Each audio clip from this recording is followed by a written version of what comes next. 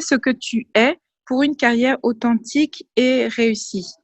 Donc, Sarah, c'est, comme le coach Ferdi, c'est une professionnelle des ressources humaines.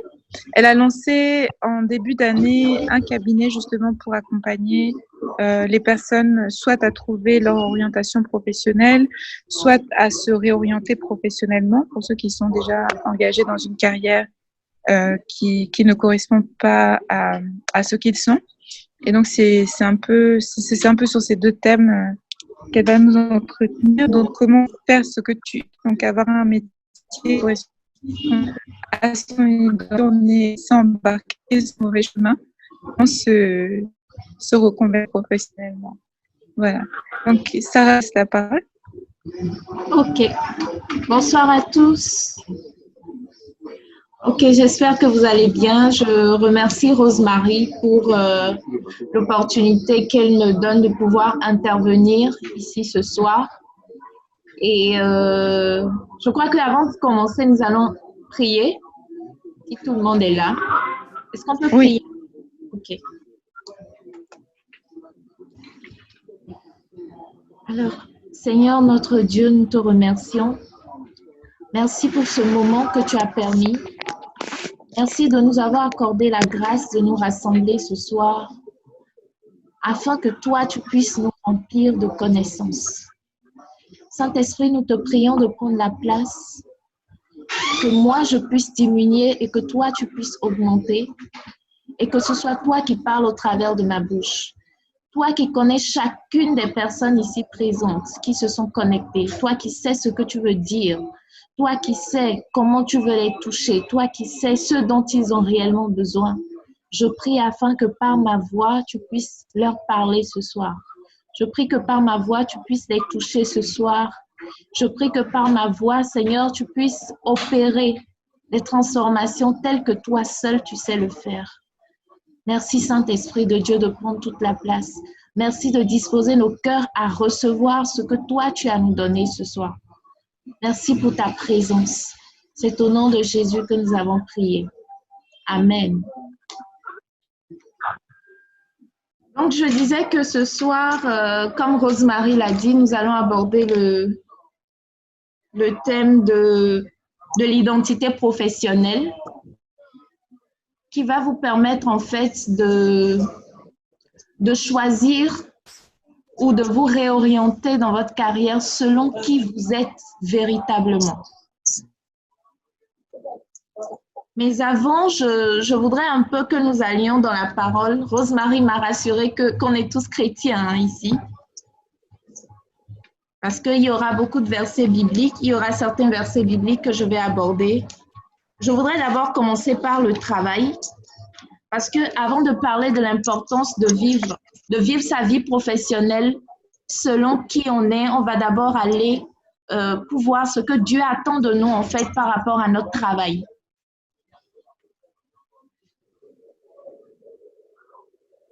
Donc, si vous avez vos Bibles,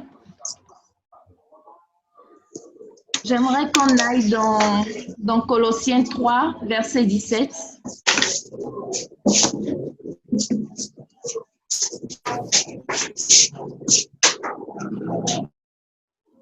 Colossiens 3, verset 17.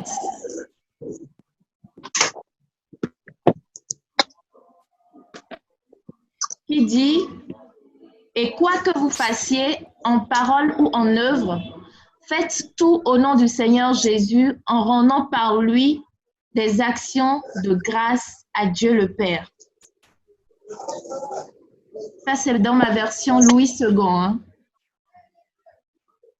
Je ne sais pas si vous avez d'autres versions, mais c'est ce que j'ai. Quoi que vous fassiez en parole ou en œuvre, faites tout au nom du Seigneur Jésus en rendant par lui des actions de grâce à Dieu le Père. Et je voudrais qu'on puisse également aller dans 1 Corinthiens 10, verset 31.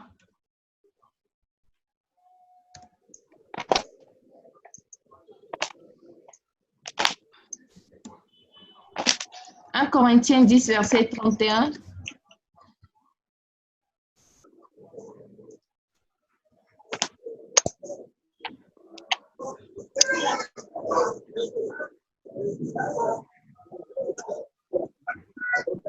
si vous y êtes, j'y suis aussi. Toujours avec ma version Louis II, qui dit « Soit donc que vous mangiez, soit que vous buviez, soit que vous fassiez quelque autre chose, faites tout pour la gloire de Dieu. »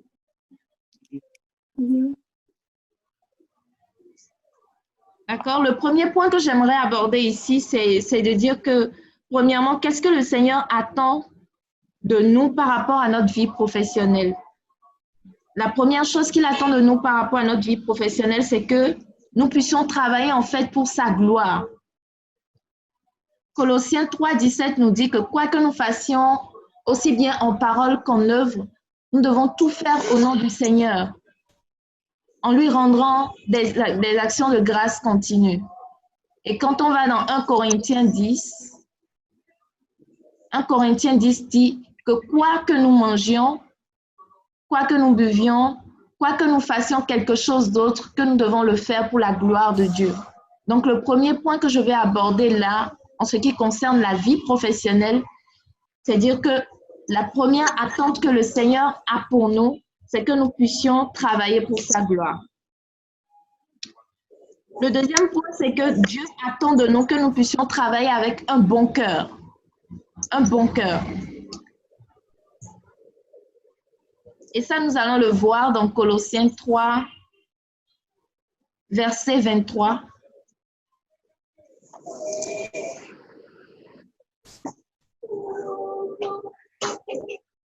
Colossiens 3, verset 23.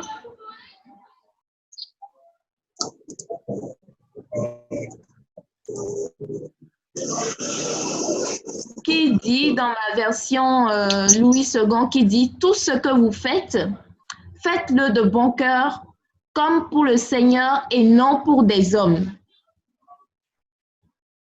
Donc ça, c'est vraiment la deuxième attente du Seigneur par rapport à notre travail. Toute personne qui s'engage, que ce soit dans la vie professionnelle au travers du salariat, ou que ce soit dans la vie professionnelle au travers de son entreprise, voilà deux choses que le Seigneur attend de nous. La première chose, que nous puissions travailler dans tout ce que nous faisons pour sa gloire. Et la deuxième chose, que nous le fassions véritablement de bon cœur. Le troisième point, c'est que Dieu attend de nous que nous prenions le travail au sérieux. Que nous prenions notre travail au sérieux, afin de connaître l'abondance qui en découle. Donc, au travers de notre travail, en fait, Dieu veut nous bénir. Et s'il veut nous bénir, ça veut dire que nous devons prendre cette chose au sérieux. D'abord, tout ce que Dieu nous a confié, nous devons le prendre au sérieux. À plus forte raison, le travail qu'il nous donne de faire. Et ça, nous allons voir, nous allons appuyer ça en allant lire dans Proverbe 14 au verset 23. Proverbe 14, verset 23.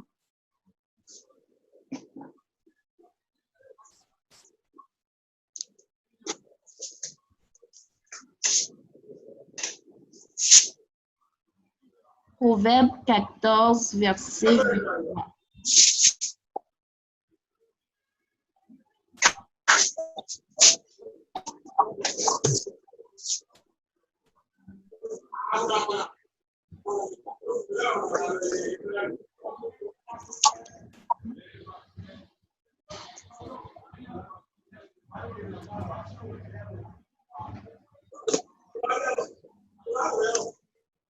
Proverbe 14.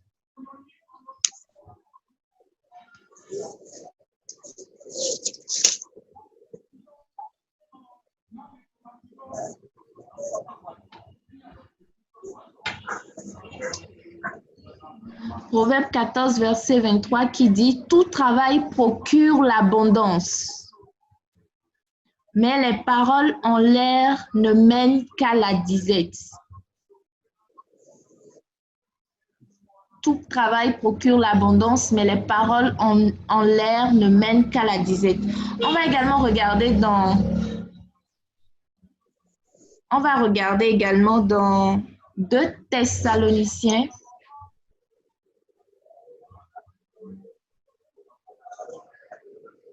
On va regarder dans 2 Thessaloniciens 3, verset 10.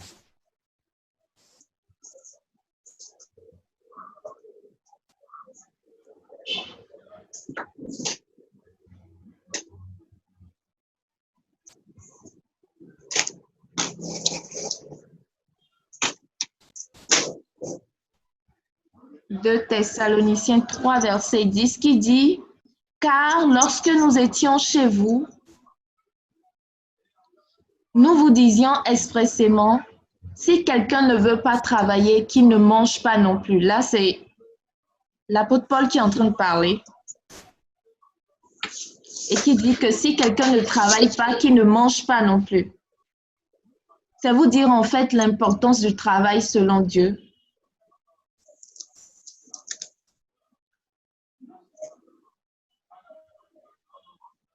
Et que Dieu attend vraiment de nous que le travail qu'il nous donne, que nous puissions prendre ce travail-là au sérieux.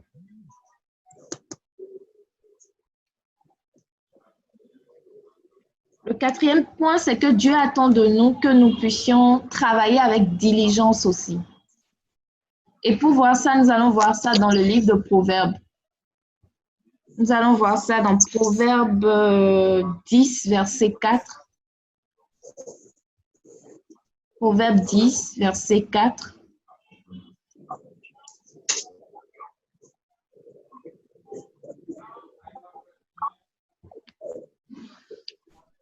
J'espère que vous avez apporté de quoi noter parce qu'on aura beaucoup de versets. En tout cas, sur ces points-là. Comme ça, même lorsque le live sera terminé, vous pourrez toujours aller regarder et véritablement noter ces différents versets-là et les relire en fait. D'accord. Donc, Dieu veut que nous travaillions avec diligence.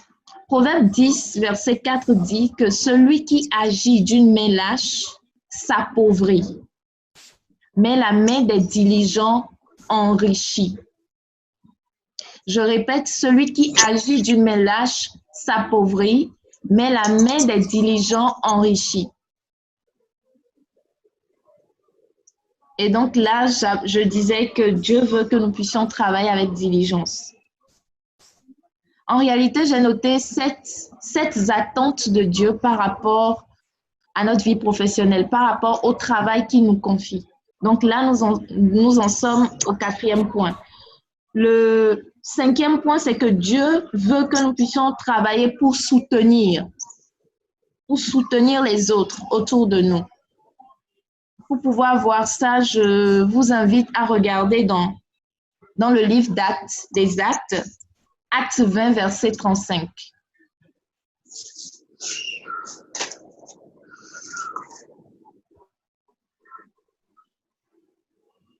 Acte 20.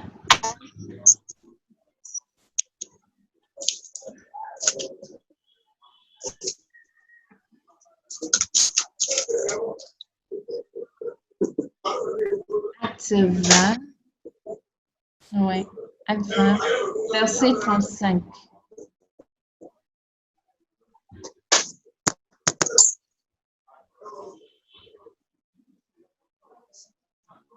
J'espère que je n'y vais pas trop vite et que vous arrivez à me suivre.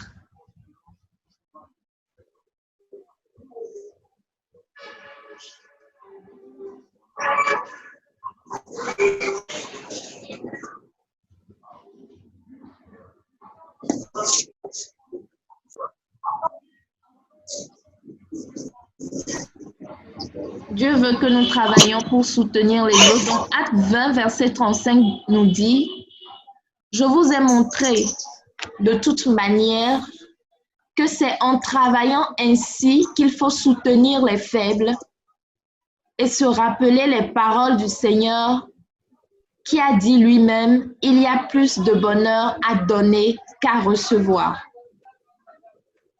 Donc, l'un des objectifs que le Seigneur veut que nous puissions atteindre au travers du travail qu'il nous donne de faire, c'est que nous puissions soutenir les faibles, que nous puissions soutenir d'autres personnes.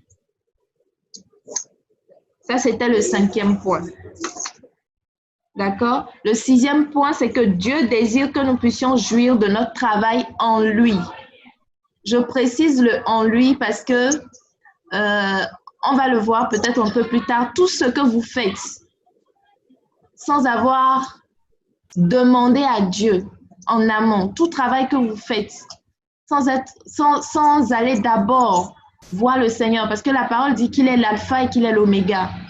Donc, même lorsque nous voulons rechercher du travail, je sais que vous avez déjà échangé avec, vous avez déjà eu une session avec le coach Ferdi qui vous a forcément donné des outils par rapport à la recherche d'emploi et tout. Mais dans ce processus-là, il est important que le Seigneur soit l'alpha et l'oméga. Il est important que tout ce que vous allez faire dès le début, que vous puissiez déjà le soumettre au Seigneur pour qu'il puisse vous suivre pas après pas dans ce processus-là. Et donc, même lorsque vous allez obtenir ce travail-là, que vous continuiez en travaillant de pouvoir faire ce que le Seigneur attend de vous, de pouvoir respecter ses règles, ses normes de travail à lui et non ce que les hommes nous imposent. Donc, le 6e point dont je parlais, je disais que Dieu désire que nous jouissions de notre travail en lui. Et pour voir ça, nous allons aller dans le livre de Psaumes. Nous allons aller dans le livre des Psaumes.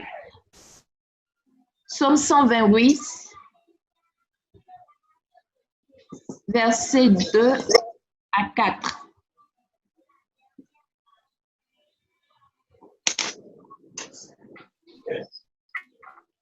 Psaume 128.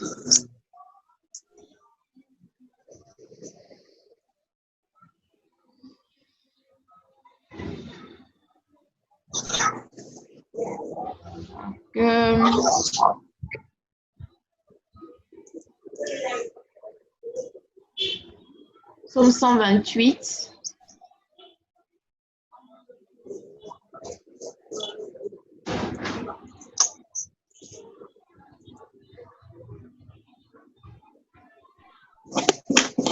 Verset 2.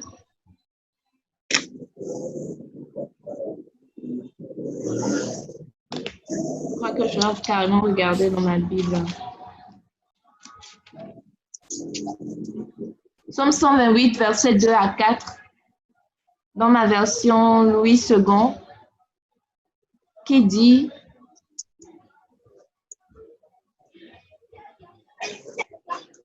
non, on va démarrer par le verset 1, qui dit: heureux tout homme qui craint l'Éternel et qui marche dans ses voies. Tu jouis alors du travail de tes mains, tu es heureux, tu prospères. Ta femme est comme une vigne féconde dans l'intérieur de ta maison. Tes fils sont comme des plants d'olivier autour de ta table. C'est ainsi qu'est béni l'homme qui craint l'Éternel. Donc, la parole de Dieu est aussi bien valable pour les hommes que pour les femmes. D'accord? Donc là, le Seigneur nous dit que nous sommes heureux, nous qui le craignons. Et c'est ainsi que nous pouvons jouir en fait du travail que nous faisons. Donc, j'aborde le 7e point pour aller très rapidement. Le 7e point, c'est que Dieu veut que par le travail, nous soyons des modèles. Pour voir ça, nous allons rapidement regarder dans 2 Thessaloniciens 3. 2 Thessaloniciens 3.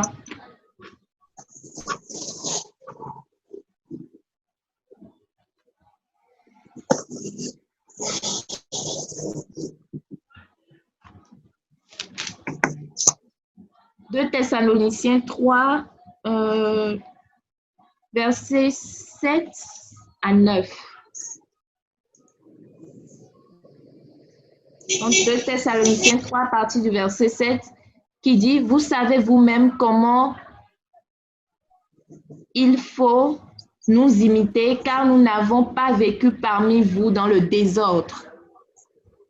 C'est bien entendu l'apôtre Paul qui est en train de parler. Nous n'avons mangé gratuitement le pain de personne, mais dans le travail et dans la peine, nous avons été nuit et jour à l'œuvre pour n'être à charge à aucun de vous. Ce n'est pas que nous n'en eussions le droit, mais nous avons voulu vous donner en nous-mêmes un modèle à imiter. Vous voyez, dans notre jeunesse, il y a beaucoup de personnes, il y a beaucoup de jeunes de plus en plus, pas forcément hein, dans nos différentes tranches d'âge, mais peut-être au niveau de nos de nos jeunes frères, de nos jeunes sœurs, qui voient en nous, en fait, des personnes à imiter. Donc, en fait, en tant que chrétien, en tant que personne dans le Seigneur, notre objectif, au travers même de ce que nous faisons comme travail, doit également être de donner l'exemple dans notre façon de travailler, dans notre discipline, dans notre façon même d'utiliser les fruits de notre travail. Donc, c'est un peu cela que l'apôtre Paul était en train de dire tout à l'heure dans le verset que nous avons lu, qui est dans 2 Thessaloniciens 3, versets 7 à 9. D'accord? Donc, pour récapituler, j'ai commencé par dire que c'est vrai que ce soir, nous devons parler de l'identité professionnelle, mais je voulais aborder déjà avec vous quels étaient les objectifs du Seigneur, en fait, par rapport à notre travail. Et donc, comme premier objectif que j'ai donné, c'est que le Seigneur attend de nous que nous puissions travailler pour sa gloire. Le deuxième objectif, c'est que Dieu attend de nous que nous puissions travailler avec un cœur bon, avec un bon cœur. Le troisième objectif, c'est que Dieu attend de nous que nous prenions le travail au sérieux afin de connaître l'abondance qui en découle. Le quatrième objectif est que Dieu attend de nous que nous puissions travailler avec diligence. Le cinquième objectif, c'est que Dieu veut que nous puissions travailler pour soutenir les plus faibles. Nous l'avons lu tout à l'heure dans le livre des Actes. Le sixième objectif, c'est que Dieu désire que nous puissions jouir de notre travail en lui. D'accord? Et le septième objectif, c'est que Dieu veut que par le travail que nous faisons, justement, nous soyons des modèles dans notre entourage, que nous soyons véritablement des modèles dans notre génération. Donc, c'est ce que Dieu attend de nous de façon générale. J'ai réussi juste à les mettre en 7 points. Il peut y avoir plusieurs points, mais de façon générale, c'est ce que le Seigneur attend de nous. Maintenant, qu'est-ce qu'il attend de nous de façon spécifique? Je crois que c'est ce qui nous réunit ici ce soir. Et qu'est-ce qu'il attend de nous de façon spécifique? Est-ce qu'il attend la même chose de chacun de nous? Est-ce qu'il attend la même chose de chacun de nous que ce soit en termes de résultats, que ce soit en termes de domaine de travail? Est-ce qu'il attend la même chose de chacun de nous?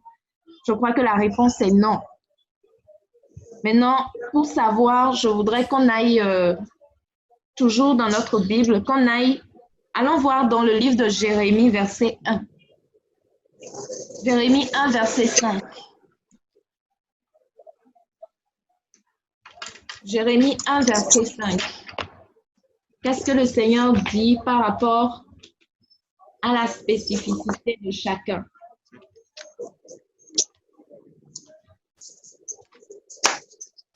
Jérémie 1, verset 5. Si vous avez la Bible Louis II, pour ceux qui ont la Bible Louis II comme moi, vous allez même voir qu'avant avant le verset 4, il y a un titre où on a mis vocation du prophète. Jérémie était un prophète, donc là, ils ont mis vocation du prophète pour dire que c'est ce que le Seigneur attendait de façon spécifique de Jérémie, qu'il soit prophète. Mais déjà, lisons le verset 5. Au niveau du verset 5, il dit « Avant que je t'eusse formé dans le ventre de ta mère, je te connaissais, et avant que tu fusses sortir de son sein, je t'avais consacré, je t'ai établi prophète des nations. » Donc, ça voudrait dire qu'avant même que les parents de Jérémie ne pensent à sa conception, le Seigneur connaissait Jérémie. Le Seigneur l'avait déjà établi. Et Jérémie, c'est une personne à laquelle nous pouvons nous identifier. Parce que la Bible, lorsque nous prenons la Bible par rapport à certains versets, nous pouvons nous identifier par rapport au verset pour voir quelle était la pensée de Dieu. Donc, la pensée de Dieu est que pour chacun de nous, il a une mission particulière. Pour chacun de nous, il a une vocation particulière. Pour chacun de nous, il a une spécificité particulière. Donc, nous allons également regarder dans Jérémie 29, verset 11.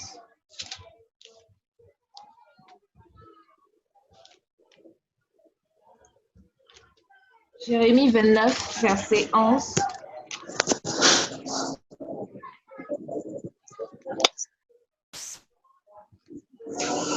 Où le Seigneur dit, c'est un verset que vous connaissez probablement, où le Seigneur dit, « Car je connais les projets que j'ai formés sur vous, dit l'Éternel, projets de paix et non de malheur, afin de vous donner un avenir et de l'espérance. » Ça veut dire que le Seigneur a un plan pour nous. Le Seigneur a un avenir pour nous. Et dans son plan, c'est que nous puissions atteindre cette paix-là au travers du travail que nous faisons. Donc, il a dit qu'il a formé des projets de paix pour nous. Donc, tout travail qui vient du Seigneur, que le Seigneur te donne, c'est un travail dans lequel tu trouveras ta paix. Nous allons également voir dans le livre de Proverbes 16, verset 3. Proverbes 16, verset 3.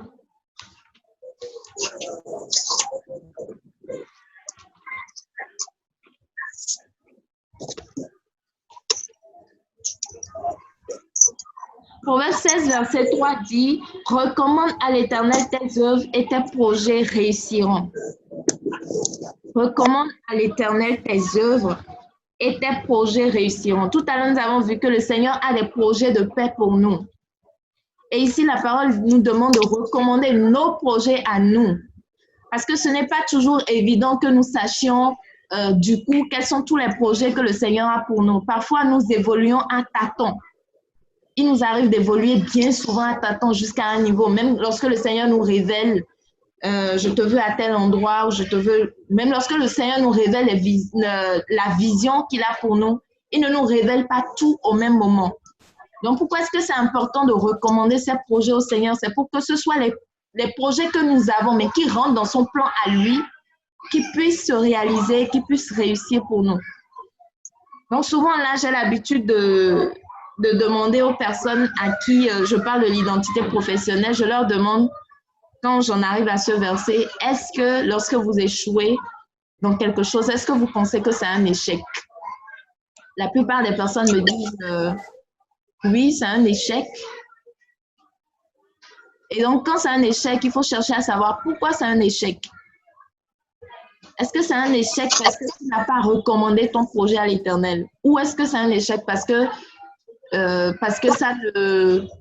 ne fait pas partie du plan de Dieu? Donc, ce sont des questions que nous devons nous poser au fur et à mesure que nous avançons dans notre vie professionnelle, lorsque nous avons des projets spécifiques, que ce soit dans le cadre du travail, que ce soit dans le cadre de la famille, que ce soit dans le cadre personnel, lorsque nous avons des projets qui échouent. Il est important pour nous de savoir, il ne s'agit pas juste de se mettre à prier, à demander au Seigneur de tout plein de prières. Il faut déjà demander au Seigneur pourquoi est-ce que cette chose-là ne marche pas. Si tant est-il que depuis le début, nous avons fait du Seigneur notre alpha et notre oméga, avant de démarrer le projet, nous lui avons confié le projet. Et en cours de projet, nous sommes restés à l'écoute. Nous avons demandé au Seigneur de nous guider et tout. Et à la fin, nous voyons ça comme un échec. Nous devons nous demander pourquoi est-ce que c'est un échec. Déjà, chercher à savoir est-ce que c'est vraiment un échec selon la pensée de Dieu. Et ensuite, chercher à savoir pourquoi est-ce que nous avons échoué. C'est très important parce que bien souvent, nous pensons que des choses qui nous arrivent sont des échecs alors que pour Dieu, c'est véritablement une réussite. Il sait pourquoi il a permis que cela ne marche pas. Parce que lorsque nous retournons dans ce que nous avons lu tout à l'heure, la parole nous dit que le Seigneur a des projets de paix pour nous donner un avenir et de l'espérance.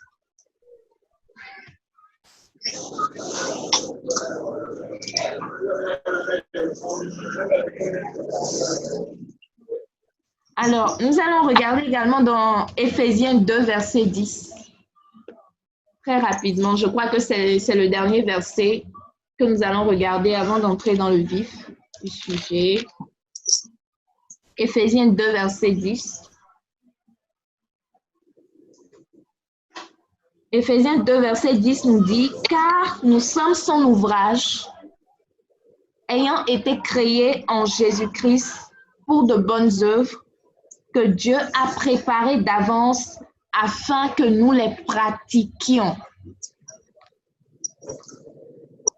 Alors, cette parole s'adresse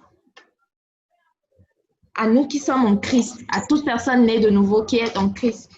Où le Seigneur dit que nous sommes son ouvrage et nous avons été créés en Jésus-Christ pour de bonnes œuvres que Dieu a préparées d'avance afin que nous les pratiquions. Ça veut dire que chacun de nous, pour chacun de nous, il y a des bonnes œuvres que le Seigneur a préparées d'avance afin que nous puissions les pratiquer. D'accord? Et aujourd'hui, beaucoup, y compris les chrétiens, ne sont pas heureux dans ce qu'ils font, ne sont pas heureux dans leur métier. Premièrement, parce qu'il y a d'abord un manque de compréhension profonde du plan de Dieu pour eux, de l'appel de Dieu et de la nature spirituelle du travail. Beaucoup de personnes pensent que il faut trouver un emploi, il faut juste trouver un travail pour pouvoir se nourrir. Non, Dieu va au-delà de ça. Il ne veut pas vous donner un travail juste pour que vous puissiez vous nourrir. Tout à l'heure, nous avons vu au moins 7 attentes que le Seigneur a pour nous en termes de travail. Il ne veut pas juste que nous puissions travailler pour nous nourrir ou pour payer des factures. Le plan de Dieu va au-delà de ça. Et donc, beaucoup de personnes ont perdu justement, comme je le disais tout à l'heure, cette perspective biblique du travail. Et plusieurs font une séparation entre leur travail et leur vie spirituelle. Ils font une différence entre leur travail, leur vie spirituelle et Dieu, ce qui est une véritable erreur. Parce que Dieu n'a pas des missions pour nous. Il a une mission pour nous et tout ce que nous sommes, chaque domaine de notre vie concourt à l'aboutissement de cette mission que le Seigneur a pour nous. Donc, nous devons pouvoir trouver la place de notre travail dans notre mission de vie ou dans notre appel. Donc, notre travail a été conçu par Dieu et ça a été conçu aussi sur mesure à la façon dont il nous a fait. C'est très important. Le Seigneur nous a prédisposé chacun pour un travail bien particulier, pour une façon d'agir, pour une façon de diriger, pour une façon de travailler, pour une façon d'apporter ou de contribuer à l'avancement de son œuvre, pour une façon de contribuer à l'avancement même de l'humanité, pour une façon de contribuer au développement. Nous devons avoir cette vision réelle, cette vision biblique du travail. Et ce n'est qu'ainsi que le travail que nous faisons ou que nous allons faire va avoir un sens pour nous parce que nous avons eu d'abord à rechercher la volonté de Dieu par rapport à ce travail. Je crois que je ne vais pas trop revenir sur l'aspect spirituel parce que je crois que certainement plusieurs intervenants vous en ont déjà parlé. Le fait dans une demande d'emploi ou dans une recherche de travail, dans sa carrière, il faut en tout temps marcher avec le Seigneur. Il faut en tout temps chercher quelle est la volonté de Dieu. Il faut que vous compreniez que d'une manière ou d'une autre, lorsque le Seigneur vous positionne quelque part, c'est pour une mission qui va au-delà de faire juste un travail pour un travail et rentrer à la maison. Vous avez une mission particulière en tant que chrétien partout où le Seigneur vous positionne. C'est pourquoi ce que je voudrais recommander avant d'entrer dans les détails pour en savoir plus sur quelles sont les composantes de l'identité professionnelle, comment savoir qui on est,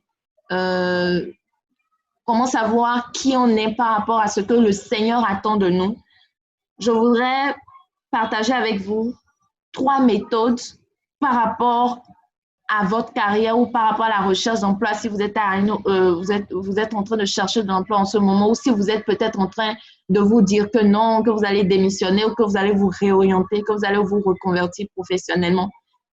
Il y a trois étapes que j'aimerais partager avec vous. La première étape, c'est vraiment de prier pour avoir la direction du Seigneur par rapport à ce que vous voulez faire. Même si vous n'avez aucune idée, commencez déjà par prier par rapport à ça pour pouvoir avoir une direction concrète du Seigneur. Et lorsque vous priez, suivez le processus et être attentif justement à ce que le Seigneur à ce qui vous vient à l'esprit. À ce qui vous vient à l'esprit lorsque vous êtes dans le processus. Et troisièmement, faire confiance à Dieu pour les résultats, quels qu'ils soient.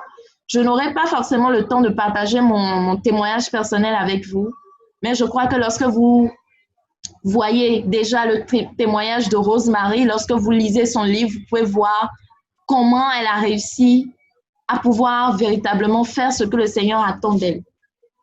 Donc, par rapport à l'identité professionnelle, c'est quoi? Ça vous permet en fait de savoir pourquoi est-ce que vous êtes fait. Pourquoi est-ce que vous êtes fait? Quelle est votre spécificité? Au-delà des attentes que le Seigneur a par rapport à chacun de nous de façon générale, parce que nous lui appartenons désormais, parce que nous sommes en Christ désormais. Qu'est-ce que le Seigneur attend de vous de façon spécifique? Et pour le savoir, il faut d'abord savoir pourquoi est-ce que vous êtes fait. À quel type de profession est-ce que vous êtes prédestiné au regard de 3 choses? En tant que consultante en orientation de carrière, ce sont pas 3 choses, ce sont ces 4 composantes-là que j'utilise en fait pour orienter les personnes qui ont envie de pouvoir trouver ce pourquoi ils sont faits. La première chose, c'est votre personnalité. Et quand on parle de personnalité, il faut savoir que la personnalité seule ne suffit pas pour... la personnalité seule ne suffit pas en fait pour vous permettre de pouvoir trouver ce pourquoi vous êtes fait. La personnalité vous donne juste des... comment je vais dire ça?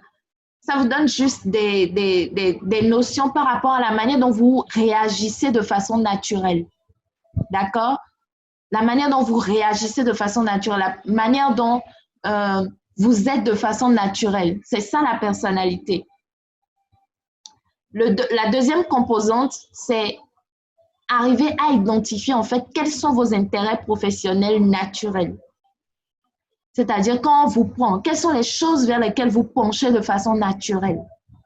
Quelles sont ces choses-là? Quand vous recherchez, quelles sont ces choses? Est-ce que vous penchez, par exemple, de façon naturelle vers tout ce qui est artistique? Est-ce que vous penchez naturellement, par exemple, vers, je ne sais pas, tout ce qui est machine? Est-ce que vous penchez de façon naturelle, par exemple, par rapport à tout ce qui est conseil, par rapport à tout ce qui fait appel à l'art oratoire? Vers quoi est-ce que vous penchez le plus? Quels sont vos intérêts professionnels? Ça, c'est la deuxième composante. La troisième composante, c'est vos compétences et vos capacités. Quand je parle de compétences, je veux parler de talent naturel. De talent naturel. Peut-être qu'après, je partagerai avec vous dans le groupe une liste de talents. Je vais rechercher, je vais partager avec vous une liste de talents pour que vous sachiez quels sont en fait, pour que vous arriviez à identifier. Ce n'est vraiment pas une liste complète, c'est juste une liste exhaustive qui vous permet en fait de connaître vos talents. Et ici, je parle de compétences et de capacités. Pourquoi? Parce que les compétences font appel aux talents, mais les capacités font appel aux dons. En tant que chrétien, lorsque vous donnez votre vie à Jésus et que le Saint-Esprit vient s'installer en vous, le Saint-Esprit vous rend capable en fait d'avoir des dons. Des dons, et vous devez savoir, même dans le monde professionnel, vous devez travailler avec ces dons-là. C'est ça qui fait la différence entre vous et une autre personne lambda qui n'utilise que ses talents en fait. Donc, vos compétences et vos capacités sont la troisième composante. Et la quatrième composante, c'est vos valeurs. quand je parle de valeur par rapport à 3 points. Le premier point, c'est vos valeurs par rapport à votre environnement de travail, vos valeurs par rapport à vos attentes vis-à-vis du travail que vous êtes en train de faire. Quelles sont vos attentes personnelles et vos valeurs de vie aussi. Et dans les valeurs de vie, il y a les valeurs spirituelles. Est-ce que vous êtes là? Est-ce que votre premier objectif, par exemple, c'est de servir Dieu dans tout ce que vous faites? Ça peut être une valeur de vie pour vous. Est-ce que la famille est une valeur de vie pour vous? Je donne un exemple. Si la famille, par exemple, est une valeur de vie pour vous, vous pourriez ne pas vous épanouir dans un travail qui vous emmène tout le temps loin de votre famille. Et à un moment donné, vous êtes malheureux dans votre travail, les gens vont vous regarder, ils vont vous envier, mais vous savez dans votre cœur que vous n'êtes pas heureux. Et parfois même, vous n'arrivez pas à déceler pourquoi est-ce que vous n'êtes pas heureux. C'est tout simplement parce que vous avez peut-être une forte valeur de vie familiale et le fait qu'on vous envoie tout le temps en mission, que vous êtes loin de vos enfants, que vous êtes loin de votre époux, que vous êtes loin de votre épouse, ça vous frustre en fait. Et parfois, vous ne savez pas que c'est ça, que c'est cette valeur de vie-là qui est en train de jouer contre ce travail actuel que vous avez. Donc, il est important de tenir compte en fait de ces 4 composantes-là pour pouvoir déterminer en fait quelle est notre identité professionnelle et pour pouvoir justement nous orienter dans la carrière que nous voulons faire ou nous réorienter lorsque, à un moment donné, nous avons vu que nous nous sommes peut-être trompés de chemin ou que nous ne voulons plus faire telle chose, pouvoir nous reconvertir professionnellement. Donc, ce que je voulais dire, c'est qu'aujourd'hui, il existe véritablement des outils très pratiques et très scientifiques, quoique chrétiens, qui permettent en fait de pouvoir détecter en fait ces 4 composantes-là que je viens de citer et qui vont vous permettre en fait de pouvoir savoir exactement là où vous devez vous positionner en termes de carrière. Donc, je vois un message de Minette Lamine qui demande les 3 valeurs, c'est quoi? Ce n'est pas 3 valeurs. Donc, je disais que c'est la composante valeur. Dans la composante valeur, vous devez pouvoir déterminer 3 choses dans la composante valeur. La première chose, c'est savoir en fait quel est votre environnement de travail idéal. D'accord? La deuxième chose dans la composante valeur, c'est de savoir quelles sont vos attentes vis-à-vis de votre travail. Et la troisième chose dans la composante valeur, c'est de savoir quelles sont en fait vos valeurs de vie. Vos valeurs de vie. Dans les valeurs de vie, il y a plusieurs choses. Vous pouvez avoir une forte valeur de vie spirituelle. C'est-à-dire que vous, dans tout ce que vous faites, vous voulez servir Dieu dans tout ce que vous faites. Servir Dieu est important pour vous. Donc, ça veut dire que dans votre travail, si vous êtes dans un travail où on vous demande en général je raconte n'importe quoi, si on vous demande en général, vous êtes dans un travail par exemple de comptable où on est souvent tenté parce qu'on a reçu l'ordre du chef de changer des chiffres, de corrompre, etc. Vous, parce que votre valeur, c'est servir Dieu et que vous savez que Dieu... Ça, c'est un exemple qui n'est pas très approprié parce que normalement, tout chrétien qui travaille doit pouvoir ne pas s'adonner à ce genre de choses telles que la corruption et autres. Mais c'est pour expliquer que lorsque vous avez une forte valeur familiale, par exemple, aussi, et que votre famille, être présent pour votre famille est important pour vous, voir vos enfants les soirs est important pour vous, etc. Mais que vous êtes dans un travail où vous n'avez pas la possibilité de le faire, où vous rentrez très tard pendant qu'ils dorment, ou que vous vous réveillez très tôt pendant qu'ils sont encore endormis, etc.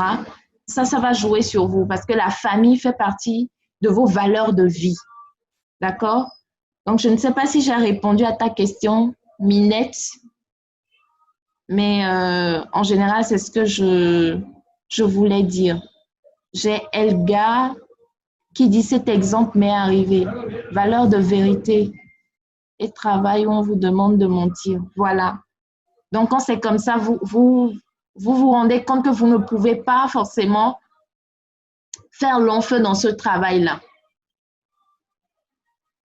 Donc, c'est très important. Donc, ce que je voulais dire pour finir, donc voilà quatre composantes qui vous permettent en fait de déterminer votre identité professionnelle. Et nous, moi par exemple, dans mon travail en tant que consultante en orientation de carrière, mon objectif lorsque je reçois une personne qui veut que je l'oriente dans sa carrière, qui veut que je l'oriente dans ses études ou que je l'oriente dans sa phase de reconversion professionnelle, c'est de m'assurer qu'il y a un alignement parfait entre ces quatre composantes-là. Qu'au-delà de sa personnalité, que cette personne-là a des intérêts professionnels qui marchent avec sa personnalité, que cette personne a les compétences qui marchent aussi avec ses intérêts professionnels et sa personnalité, et que ces personnes-là, même si elle n'a pas ces compétences, elle veut les développer. Donc, on met en place un plan de carrière et que cette personne-là va rechercher son emploi à des endroits où ses valeurs sont respectées. C'est très important. Donc, c'est un peu ça. Donc, même si vous êtes actuellement dans un travail où vous ne ressentez pas encore cet aliment parfait, ces quatre composantes, et que vous faites peut-être un bilan de compétences, comme celui que j'ai l'habitude d'administrer, et qui tient compte de ces quatre valeurs-là, ce bilan de compétences, au sortir de ce bilan de compétences, je vois avec vous, en fait, comment est-ce que vous mettez en place un plan de carrière qui vous permet de pouvoir sortir justement de cet environnement, de ce monde de travail où vous êtes et qui n'est pas adéquat avec vous. Comment en sortir pour pouvoir passer à une nouvelle étape, pour pouvoir avancer dans votre carrière. Soit en bougeant de là pour aller dans une autre direction. Donc là, on parle carrément de reconversion professionnelle, ou soit en continuant dans le domaine que vous avez choisi et qui est le bon domaine pour vous, mais en changeant tout simplement d'environnement de travail ou en trouvant quelles sont les compétences que vous devez développer davantage pour pouvoir mieux vous en sortir, être épanoui dans votre travail. Donc, c'est un peu ça que je voulais partager avec vous. Je ne sais pas s'il y a des questions. Rosemary, si tu es là. Oui, allô, vous m'entendez? Vous m'entendez? Allô? Ah oui, okay, oui, moi j'entends. D'accord, excusez-moi. Donc, oui, donc je suis là. Oui. J'ai suivi tout le live. Voilà, je voulais partager également avec eux, si tu le permets. Oui. Certains points, en fait, qui sont des mauvais fondements pour trouver du travail ou rechercher le travail selon Dieu. Oui. D'accord. D'accord, oui, il n'y a pas de souci, il n'y a pas de souci. Ouais. Donc, il y a en fait quelques mauvaises fondations. C'est vrai que j'en ai parlé tout à l'heure, je crois que j'ai parlé d'un ou deux. Il y a des mauvaises fondations en fait sur lesquelles beaucoup se basent pour pouvoir rechercher leur travail, pour pouvoir avancer dans leur carrière. Et c'est vraiment de mauvaises fondations qu'il faut éviter lorsque nous voulons travailler selon ce que le Seigneur attend de nous. Première mauvaise fondation, c'est de prendre un travail parce que c'est le plus facile. Là, ça dénote en fait un peu de la paresse. Vous êtes dans votre zone de confort et vous n'avez pas envie d'en sortir en fait. Il faut pas votre première motivation en choisissant un travail ou en saisissant une opportunité de travail, ça ne doit pas être parce que c'est le travail le plus facile. D'accord? Le deuxième mauvais fondement, c'est avoir l'argent comme première motivation. C'est très bien de gagner de l'argent. On a besoin de gagner de l'argent. C'est quelque chose de très important. Mais ça ne doit pas être votre première motivation lorsque vous recherchez du travail. Comme je le disais tout à l'heure, à moins que vous n'êtes pas en train de chercher votre travail selon le cœur de Dieu, ça c'est autre chose. Mais lorsque vous recherchez le travail qui va vraiment, où vous allez vraiment vous épanouir, l'argent ne doit pas être votre première motivation. Troisième mauvaise fondation, c'est rechercher un travail juste pour le titre ou le prestige. C'est-à-dire parce que c'est un titre ronflant, je ne sais pas où, à cause du prestige de la structure. C'est juste à cause du prestige de la structure. C'est ça, vous, votre première motivation pour chercher ce travail-là. C'est une mauvaise fondation, en fait.